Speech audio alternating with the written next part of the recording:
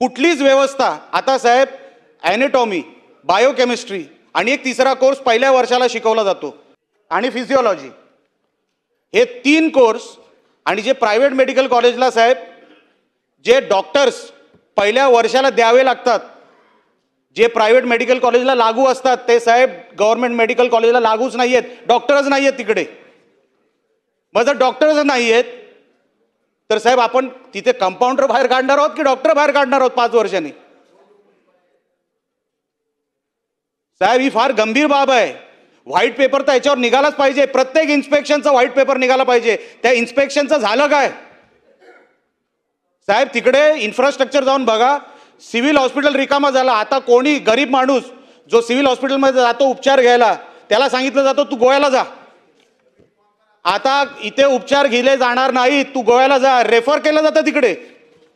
आणि म्हणून अध्यक्ष महोदय, आपल्या माध्यमातून मला मंत्री महोदयाला विचारायचं आहे, आपण ही व्यवस्था ही गव्हर्नमेंट मेडिकल कॉलेज किंवा प्रायव्हेट मेडिकल कॉलेज सेंट्रल गव्हर्नमेंटनी दिलेल्या कंडिशननुसार गव्हर्नमेंट मेडिकल कॉलेजला काय वेगळे अधिकार आहे का?